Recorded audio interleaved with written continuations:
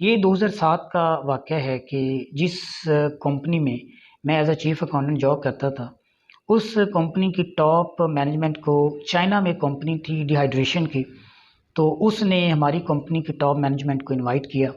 यहाँ से चंद जो हमारे मैनेजर्स थे वो वहाँ गए।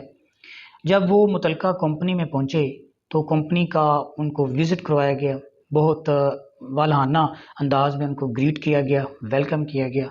उसके बाद जैसे-जैसे इन्होंने कंपनी को विज़िट किया, तो इन्होंने ये पूछा कि आपकी कंपनी में कितने वर्कर्स काम कर रहे हैं? आपको ये बताया गया कि यहाँ पे मोर दैन 2500 एम्प्लॉइज़ काम कर रहे हैं इस वक़्त। और जब ये पूछा गया कि यहाँ मैनेजर्स कितने हैं, लाइन मैनेजर्स कितने हैं? तो वहाँ सिर्फ़ और सिर्फ़ एक मैनेजर था, जो कि एक्सपोर्ट और इम्पोर्ट को देखता था और फाइनेंस को भी मैनेज करता था।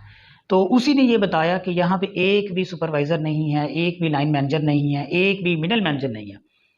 और जब उनसे ये पूछा गया कि फिर ये जो 2500 एम्प्लॉइज़ हैं, आप इनको कैसे कंट्रोल करते हैं? आप इनको कैसे मैनेज करते हैं? तो उन्होंने बताया कि ये बड़ा एक इंटरेस्टिंग उन्होंने जो है इसका आंसर दिया। वो ये था कि ये सिर्फ़ और सिर्फ़ अपना काम करते हैं। जो काम इनको असाइन किया गया है, जो जेडीज़ इनको असाइन की गई हैं, ये उसी के मुताबिक अपना-अपना जो काम है ना वो करते हैं। तो इसलिए किसी मैनेजर की, किसी लाइन मैनेजर की या किसी सुपरवाइज़र की तो ज़रूरत ही नहीं पड़ती जो इनको कंट्रोल करे या मैनेज करे, इन्होंने अपना-अपना काम करना है, ठीक है? तो आप लॉयल्टी की इंतहा देखें, एक हार्ड वर्किंग की इंतहा देखें, उनकी ट्रेनिंग देखें कि उन्होंने वर्कर्स को किस तरह से एथिकली ट्रेन किया हुआ है कि वो अपना काम करता है। वो किसी की लेग पुलिंग नहीं करते, वो किसी को टॉर्चर नहीं करते, मेंटली किसी को डिस्टर्ब नहीं करते, साइकोलॉजिकली किसी को डिस्टर्ब नहीं करते। तो इसलिए इस तरह के एनवायरनमेंट में जब एक वर्कर काम करता है तो उसकी एफिशिएंसी भी बढ़ेगी, उसकी आउटपुट भी बढ़ेगी और उसकी इफेक्टिवनेस भी बढ़ेगी और इसका अल्टीमेटली बेनिफिट किसको होगा? कंपनी को होगा। नाज़रीन, अब आइए हम अपनी कंट्री को देखते हैं। यहाँ पे क्या होता है?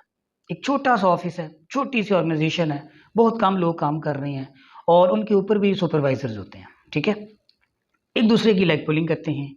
अपना जो काम उनको दिया जाता है, उसमें उनका कोई इंटरेस्ट नहीं होता, जबकि दूसरों को ना काम करने देंगे, ना खुद काम करेंगे। मोस्टली ये जो एनवायरनमेंट है, यहाँ पे ऑब्ज़र्व किया जाता है, ठीक है? तो जब अब आप इस तरह के एनवायरनमेंट को एक क्रिएट करेंगे एक ऑर्गनाइज़ेशन के अंदर कि ना तो फिर जो बंदा एक्चुअल काम कर रहा है, वो सही मायनों में परफ़ॉर्म कर पाएगा, तो दूसरे जो काम करते ही नहीं है, उन्होंने क्या परफ़ॉर्म करना है? तो अल्टीमेटली जो नुकसान है, वो कंपनी को होता है। तो कंपनी को चाहिए कि जो एक इफ़ेक्टिवनेस है या जो एक एफ़िशिएंसी एक एम्प्लॉयी की, एक वर्कर की वो मापे, ठीक है? और ना सिर्फ़ आउटपुट को देखे, बल्कि वो फैक्टर्स भी देखे जो कि एक वर्कर को मेंटली टॉर्चर करता है, साइकोलॉजिकली टॉर्चर करता है और जब इस तरह के फैक्टर्स आप अपनी कंपनी में कंट्रोल नहीं ना करेंगे, तो जो सही मायनों में बंदा काम कर रहा है ना, वो भी सही मायनों में काम नहीं कर पाएगा।